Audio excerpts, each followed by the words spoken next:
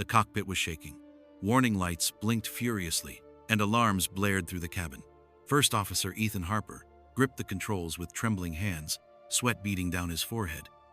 Beside him, the captain, his superior, sat slumped over, unconscious. No response, no backup pilot. Just a terrified 25-year-old rookie with 178 lives behind him. In the cabin, passengers murmured anxiously, sensing something was wrong. That's when a tall, gray-haired man in seat 14C quietly stood up, calm, focused. A long scar ran down his cheek, the kind you never forget. Minutes earlier, Ethan had mocked that scar. Now, it might be the only thing that saves them all. Ethan Harper straightened his tie one last time in the crew lounge mirror, watching his reflection with the kind of satisfaction that comes from finally arriving. Today marked his first flight as acting first officer without a training captain breathing down his neck. No more second guessing. No more being treated like the rookie he'd been 6 months ago. His father's voice echoed in his mind. Confidence is what separates good pilots from dead ones. Lieutenant Colonel James Harper had drilled that into him since childhood. But Ethan was tired of living in his shadow, tired of being Harper's kid instead of just Harper. At gate B-17, passengers filed past him as he performed his pre-boarding check. That's when he noticed the man in seat 14C. Tall, maybe 60, wearing a faded bomber jacket that had seen better decades. His face was weathered like old leather, and a jagged scar carved a path from his right temple to his jaw, the kind that told stories you didn't ask about. Ethan nudged Sarah, the lead flight attendant, and nodded toward the man. Looks like someone didn't duck fast enough. Sarah's smile faltered. That's not funny, Ethan. Relax, I'm just saying. Guy's probably got 100 war stories about the one that got away. The scarred man looked up from his boarding pass, meeting Ethan's gaze for a brief moment. There was no anger there, just a quiet assessment, like he was reading something written in a language Ethan didn't understand. Then he looked away and continued toward his seat. In the cockpit, Captain Lawson greeted Ethan with his usual grunt of acknowledgement. At 55, Lawson was a man of few words and fewer smiles, but his reputation spoke volumes. 30 years of flying, 0 incidents. Ethan respected that, even if he sometimes wondered if the old-timer had forgotten what it felt like to love the sky. Ready for this, rookie? Lawson asked, not looking up from his pre-flight checklist. Born ready, sir. The engine spooled up with a satisfying whine. Through the small cockpit window, Ethan caught another glimpse of the scarred passenger settling into his seat, hands folded over a worn duffel bag. Something about the man's stillness bothered him, not the restless energy of nervous flyers, but the absolute calm of someone who'd made peace with whatever might come. Tower, this is Flight 482, ready for departure. Lawson radioed. Flight 482, you are cleared for takeoff. Runway 24 left. As they climbed through the clouds, Ethan felt that familiar rush of leaving the Earth behind. This was his element, his domain. Everything below became small and manageable from up here. He had no idea how small he was about to become. The first sign of trouble was subtle. Captain Lawson's breathing changed, becoming shallow and irregular. They were cruising at 30,000 feet, 37 minutes into what should have been a routine flight to Denver. Captain? Ethan glanced over, noticing Lawson's unusual stillness. No response. Lawson's eyes were half closed, his hands sliding off the yoke. Captain Lawson? Ethan's voice sharpened with concern.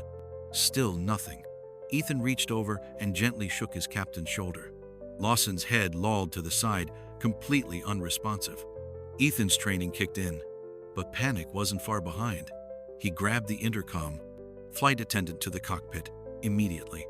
The cabin remained peaceful, passengers unaware that their fate now rested in the hands of a 25-year-old with barely 400 hours of flight time. Ethan tried to remember the medical emergency protocols as he checked Lawson's pulse. Weak but steady. Heart attack? Stroke? It didn't matter right now. Sarah burst through the cockpit door, took one look at the unconscious captain, and paled. Get me anyone with medical training, Ethan ordered, his voice steadier than he felt. And find out if we have any backup pilots on board. As Sarah hurried back to the cabin, Ethan keyed the radio with trembling fingers. Mayday, Mayday. This is Flight 482 requesting immediate assistance. Captain is unconscious and unresponsive. First officer assuming command. Flight 482, this is Denver Center. Copy your emergency. Do you have qualified backup crew aboard? Ethan's throat tightened. Negative, Denver. Backup captain was reassigned this morning due to crew shortage. I'm the only certified pilot on board. A pause. Roger. 482. That's highly irregular. Maintain current heading and altitude. We're working on emergency vectors to the nearest suitable airport. Ethan stared at the instrument panel, suddenly foreign despite hundreds of hours of training. A fuel imbalance warning flickered on. He reached for the switch, hesitated, then tried to correct it. The plane lurched slightly to the left. Passengers gasped. A child started crying. Shit, Ethan whispered, overcorrecting and causing another lurch. His hands were shaking now. All those hours in the simulator, all his father's lessons about confidence, none of it had prepared him for this moment when everything real was on the line.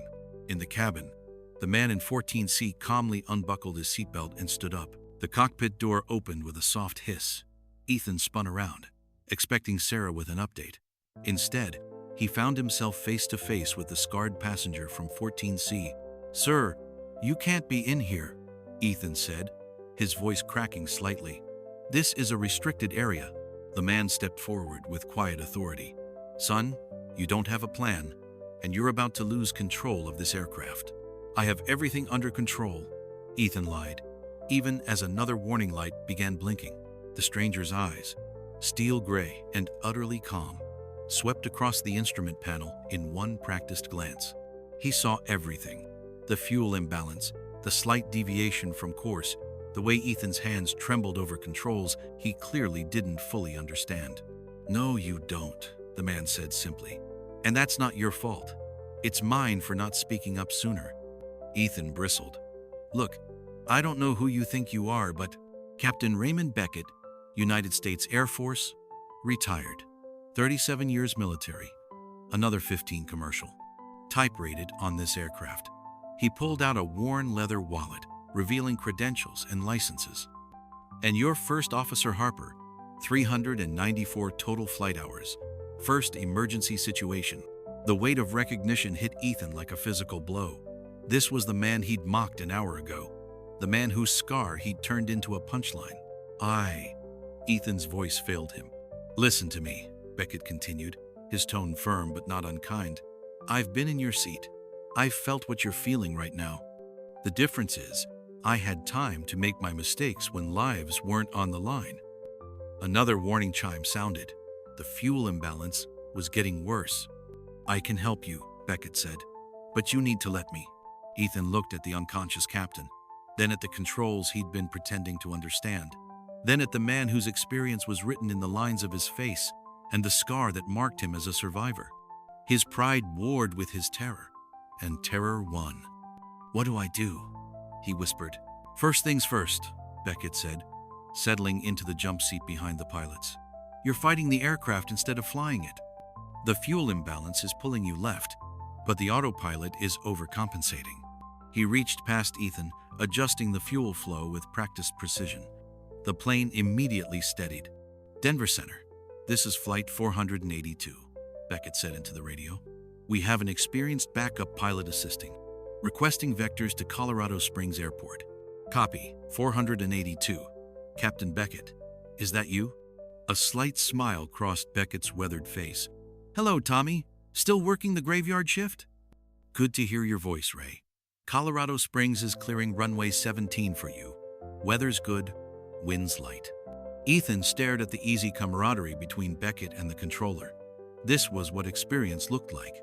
A network of trust built over decades of shared skies. Now, Beckett said, turning his attention back to Ethan, tell me about your approach training. Simulator time mostly. I've done maybe a dozen real approaches in weather. And emergency procedures. Ethan's face flushed. Book knowledge. Never had to use them. Beckett nodded. No judgment in his expression. Fair enough. Today you learned for real. First rule. The airplane wants to fly. Stop fighting it and start guiding it. As they began their descent, Beckett talked Ethan through each step, not doing it for him, but teaching him to see what he'd been missing. The subtle signs in the instruments, the feel of the controls, the way the aircraft communicated through sound and vibration. "Your father was military, wasn't he?" Beckett asked during a quiet moment. Ethan's hands tightened on the yoke. "How did you know? You carry yourself like a colonel's son. Lot of pressure in that shadow." "I'm nothing like him," Ethan said bitterly. "Good," Beckett replied. "He flew fighters. Different kind of flying entirely. This requires a different kind of courage. The courage to be responsible for others."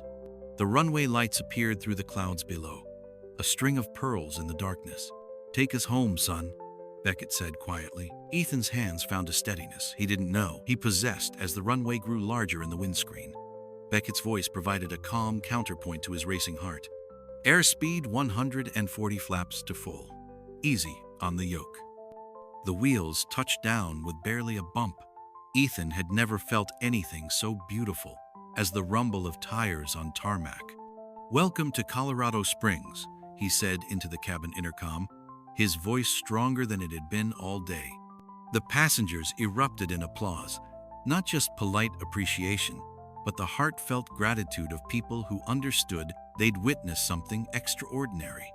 As the aircraft rolled to a stop, emergency vehicles surrounded them with flashing lights. Paramedics rushed aboard to attend to Captain Lawson, who was already showing signs of recovery. A mild heart episode, treatable and temporary. Ethan and Beckett walked down the jet bridge together, the weight of what had happened settling between them. "I owe you an apology," Ethan said, his voice thick with emotion. "What I said earlier, you saw a scar and made an assumption." Beckett interrupted gently. "I've lived with worse." "How did you get it? The scar?" Beckett paused, considering. "Kandahar, 2006. Transport caught fire on the ground. I went back for 2 kids who got trapped in the cargo bay. Piece of burning metal caught me on the way out." He touched the scar unconsciously. "Small price for 2 lives." They stood in comfortable silence for a moment, watching the sun set over the Colorado mountains. "I learned something today," Ethan said finally. "What's that?" "That being a pilot isn't about being perfect. It's about being ready when perfection isn't possible." Beckett smiled, the first real smile Ethan had seen from him. "Your father would be proud." "How do you know?" "Because any man who raised a son willing to learn from his mistakes did something right." Weeks later, a package arrived at Ethan's apartment. Inside was Beckett's old flight badge and a simple note. "For when you need to remember that the sky forgives those brave enough to learn from it." Ethan framed the badge next to his first officer's wings, along with a small placard that read, "Captain Raymond Beckett, who taught me that real courage isn't the absence of fear, but the willingness to fly through it for others." And sometimes, late at night when the Denver tower was quiet, Ethan would key his radio and say, "This is First Officer Harper. Clear skies up here, Captain." Somewhere in the Colorado mountains, an old pilot would smile and whisper back to the wind, "Fly safe, son, fly safe."